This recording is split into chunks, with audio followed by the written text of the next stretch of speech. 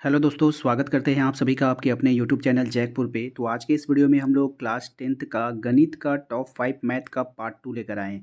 इसके पहले भी इसका पार्ट 1 चैनल पे अपलोड है, जिसमें हम लोगों ने 5 इंपॉर्टेंट सवालों को देखा था, जो आपके बोर्ड एग्जाम के लिए काफ़ी इंपॉर्टेंट है और सभी प्रीवियस ईयर किसी न किसी एग्जाम में पूछे गए सवाल हैं।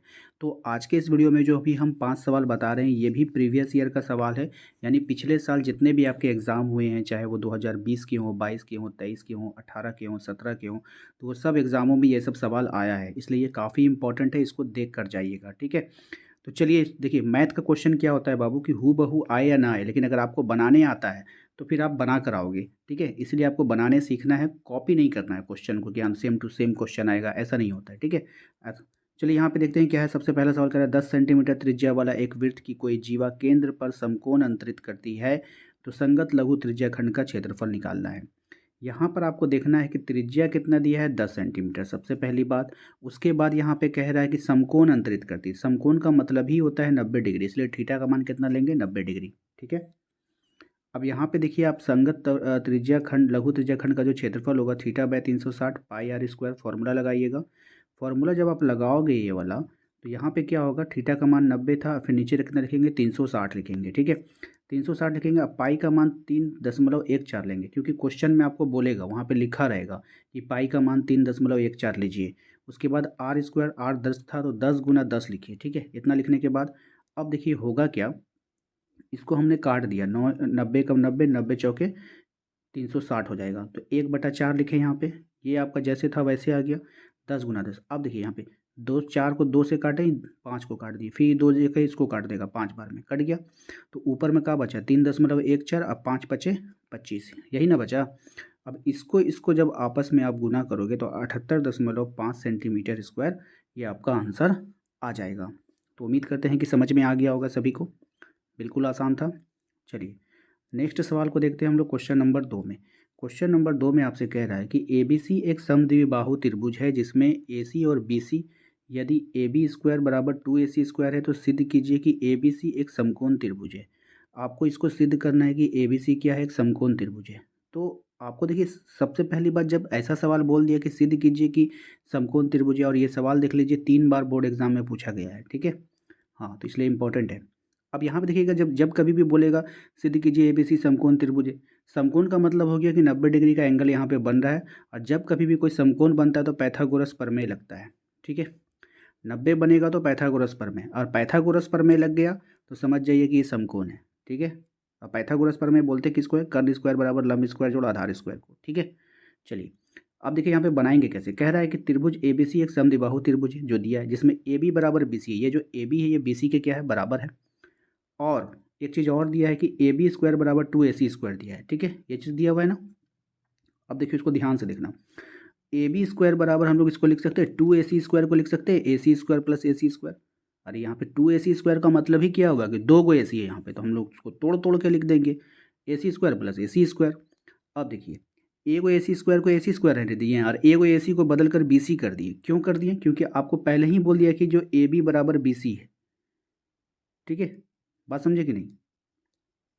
यहाँ पे सॉरी, यहाँ पे गलती, यहाँ पे AC कर लो, ठीक है। सब लोग जल्दी से AC कर लो। AC बराबर क्या होगा, BC होगा, तब ना इसको चेंज करेंगे, वरना तो चेंज ही नहीं होगा, ठीक है। यहाँ पे AC होना चाहिए, यहाँ पे प्रिंटिंग मिस्टेक है, इस पे इसको AC कीजिए। तो यहाँ पे क्या हो जाएगा AC बराबर BC, ठीक है। तब अब AC की जगह पे हम लोग क्या लिख सकते हैं, BC लिख सकते हैं, क्योंकि AC बराबर BC आप बोल रहे हो, क्या बोल रहे हो, AC बराबर BC बोल रहे हो ना। तो क्वेश्चन सही कर लीजिएगा आप लोग, ठीक है। तो AC बराबर क्या हो जाएगा, BC हो जाएगा। अब यहाँ पे ध्यान देना, इसको हमने निकाला ए बी स्क्वायर, अब ये ए सी स्क्वायर हो गया, और ये क्या हो गया, बी सी स्क्वायर हो गया। अब ये जो हो गया बाबू, ये हो गया कर्ण स्क्वायर लंब स्क्वायर जोड़ आधार स्क्वायर, है ना। ये आ गया पाइथागोरस प्रमेय। अगर आप फोटो देखोगे तो ये पाइथागोरस प्रमेय बन गया। इसी को यहाँ पे लिखा गया है, अतः पाइथागोरस प्रमेय से ये सिद्ध होता है कि ए बी सी क्या है, एक समकोण त्रिभुज है जो सी पर समकोण है, ठीक है। हो गया, प्रूफ बन गया। उम्मीद करते हैं कि आप लोगों को समझ में आ गया होगा। चलिए क्वेश्चन नंबर 3 पे आइए। क्वेश्चन नंबर 3 में भी 2 बार ये सवाल आपके बोर्ड एग्जाम में पूछा गया है, ठीक है। सवाल में क्या कह रहा है, कह रहा है त्रिभुज एबीसी का क्षेत्रफल निकालिए, ज्ञात कीजिए जिसके शीर्षों का निर्देशांक इतना इतना और इतना है। शीर्षों के निर्देशांक का मतलब होता है कि मान के चलिए ये त्रिभुज है, ठीक है। तो इसका एक पॉइंट जो ये वाला है यहाँ पे दिया है, ये वाला यहाँ पे है, ये वाला यहाँ पे, 3 से इसका 3 पॉइंट आपको दिया है। अब इसका क्षेत्रफल निकालना है। सबसे पहले अगर निर्देशांक वाले का अगर क्षेत्रफल निकालने बोलेगा, पॉइंट दिया रहेगा, आपको कुछ नहीं करना है। इसमें 3 गो एक्स होता है, एक यहाँ पर है, एक यहाँ पर है और एक यहाँ पर है, और इसमें 3 ठो वाई भी होता है। कौन कौन होता है? एक ये है, एक ये है और एक ये है। तो सभी को आपको लिखना होगा। यहाँ पे लिख लीजिएगा x1 x2 x3 का वैल्यू लिख लेना। x1 कितना है -5, x2 कितना है 3 है और x3 कितना है 5 है। दूसरा अगर हम बात करें y का, तो y1 कितना है -1, y2 कितना है -5, y3 कितना है 2 है। इसको अगर आप लिख लोगे तो आपका कभी गलती नहीं होगा, एक बार में आंसर निकल कर आएगा। अब देखो करना क्या है, त्रिभुज का आपको क्षेत्रफल निकालना है। फॉर्मूला क्या होता है? हाफ, फिर ब्रैकेट स्टार्ट x1, फिर ब्रैकेट है y2 - y3, फिर प्लस x2 y3 - y1, फिर प्लस x3 y1 - y2, फिर ब्रैकेट बंद कर देना है। ये आपका फॉर्मूला है। क्या है? फॉर्मूला है। अब देखिए इसी फॉर्मूला पे इसको यहाँ पे मैंने सारा वैल्यू को जो यहाँ पे था आप देख देख करके बैठा लीजिए। हमने बैठा दिया है। हाफ लिखे हैं, x1 का वैल्यू लिखे, फिर y2 - y3 लिख दिया, फिर प्लस दिया, x2 का वैल्यू यहाँ पे रखा, फिर y3 - y1 किया। ठीक है, तो y3 - y1 यहाँ पे आप लोग समझिए, y1 का वैल्यू कितना है? माइनस है। आइए माइनस फॉर्मूला में पहले से था, तो y1 आप बोलोगे माइनस क्यों नहीं आया? तो यहाँ पे -1 है, इसलिए आकर के ये माइनस, ये फॉर्मूला वाला माइनस से टकरा करके इसको प्लस कर दिया है। माइनस माइनस क्या होता है? प्लस हो जाता है।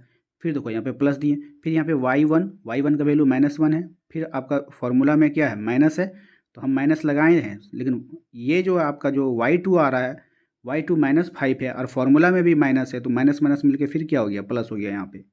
बात समझे ना? आखिर ये बीच वाला माइनस प्लस में क्यों बदल रहा है? इन नंबरों के कारण बदल रहा है, क्योंकि ये नंबर अपने साथ पहले से माइनस लेके आ रहे हैं और फॉर्मूला में भी माइनस है, तो माइनस माइनस मिलके प्लस हो जा रहा है। ठीक है, बात समझ में आई? अब आओ, अब इसको थोड़ा सा हम लोग सॉल्व करेंगे। सॉल्व कैसे करेंगे? देखो, ये -5 को हमने यहीं पे रहने दिया। ठीक है, और ये माइनस माइनस क्या हो जाता है? प्लस हो जाता है। -7 हो गया, प्लस का साइन दे दो।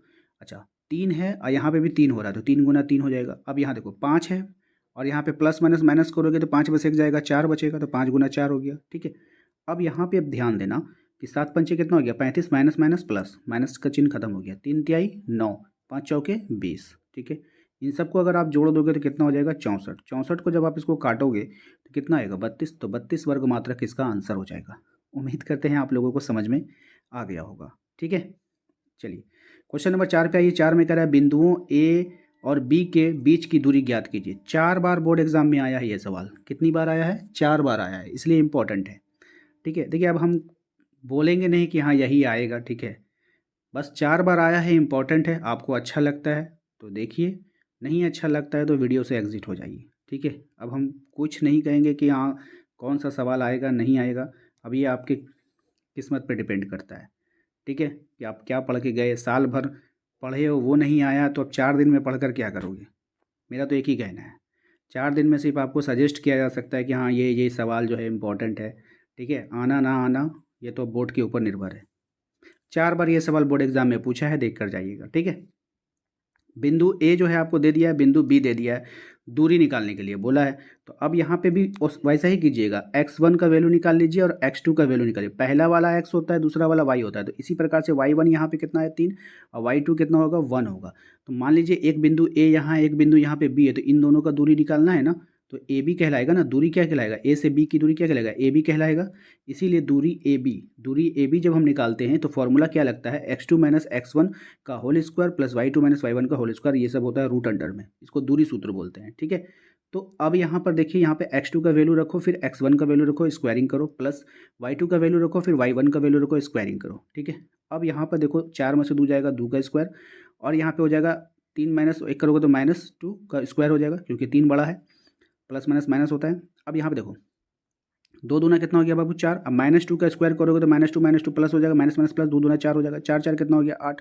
8 को तोड़ोगे तो 2 गुना 2 गुना 2 तोड़ दो, तो 2 2 पर 1 2 बाहर आ गया, बच गया कौन? अंदर में बेचारा 1 2 बच गया, तो ये हो जाएगा आपका √2। तो 2√2 इसका आंसर हो गया। तो ए बी की जो दूरी निकल कर आई 2√2 मात्रक है, यह इसका आंसर हो गया। ठीक है, आइए नेक्स्ट सवाल पे। ये सवाल भी काफ़ी इंपॉर्टेंट है, 2 से 3 बार एग्जाम में आया है, इसको देख लीजिएगा।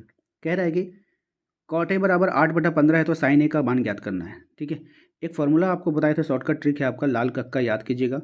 तो लाल का क्या होता है कि आपका, इसको पढ़ते हैं हम लोग, sine cos tan cosec sec cot. ऊपर से जब चलेंगे तो ऐसे लेंगे, ऊपर से नीचे लेंगे, नीचे से चलेंगे तो उल्टा चलेंगे, ठीक है। कैसे चलेंगे, जब आप यूज कीजिएगा तब आपको समझ में आएगा। तो कॉट ए बराबर हो गया आपका, दिया है क्वेश्चन में 8/15 है। तो देखो sine cos tan cosec sec cot यहाँ पे आ गया, तीसरा वाला नीचे में, तो उल्टा चलेंगे, आधार बटा लंब होता है, ठीक है। तो आधार बटा लंब, अब हमें ये समझना होगा कि आधार बटा लंब होगा क्या। अब मान लीजिए ये त्रिभुज है, ठीक है, ये त्रिभुज है, ठीक है। अब ये इसको ए मान लेंगे, इसको बी मान लेंगे, इसको सी मान लेंगे। तो ये बोला है कॉट ए, अगर आप यहाँ पे खड़ा होना होगा कॉट ए, तो आधार बटा लंब लेंगे तो इसका आधार कौन होगा, जिस पे खड़ा रहता है, ठीक है। और लंब हो गया, सॉरी ए यहाँ पे नहीं लो, हमने डायग्राम बनाया, यहाँ पे ले लो, ये वाला को समझो, ठीक है। ए बी सी ऐसे लेना है, ठीक है। तो आपको आधार कॉट ए, रुक जाओ, इसको अच्छे से समझना, ठीक है। जैसे कॉट ए है तो कॉट ए में हमारा क्या होगा, तो कॉट ए बोला है तो यहाँ पे खड़ा रहेंगे, ठीक है। ए बोला है तो ए पे खड़ा रहेंगे। आपको आधार लेना, तो आधार क्या हो जाएगा, ये ए बी। लंब कौन हो जाएगा, बेसी। सामने वाला हमेशा लंब होगा, जिस एंगल पे आप खड़े हो उसका सामने वाला क्या होगा, लंब होगा, जिस पे आप खड़े हो वो आपका आधार होगा। तो A B by B C हो जाएगा, ठीक है। वही चीज़ देखिए यहाँ पे A B by B C हमने लिख दिया है। लेकिन हुआ क्या, अब आपको निकालना होगा हर हाल में कर्ण, क्योंकि आपके पास आधार है, लंब है, कर्ण नहीं है। क्यों, क्योंकि आपसे क्या पूछा है, साइन है, और साइन थीटा बराबर क्या होता है, लंब बटा कर्ण होता है। हर हाल में आपको कर्ण चाहिए, तो कर्ण का स्क्वायर बराबर होता है लंब का स्क्वायर जोड़ आधार का स्क्वायर। लंब कितना है, 8 का स्क्वायर, आधार कितना है आपका 15 का स्क्वायर। तो 8 का स्क्वायर कितना हो जाएगा 64, 15 का स्क्वायर हो जाएगा 225। इन दोनों को जोड़ोगे तो आ जाएगा 289। तो कर्ण यानी ए सी, कर्ण हमारा कौन था, जब ये आपका आधार है, ये लंब है, तो ये ऑटोमेटिक कर्ण होगा। तो कर्ण हमारा क्या है, ए सी। तो ए सी का वैल्यू कितना निकल गया 17।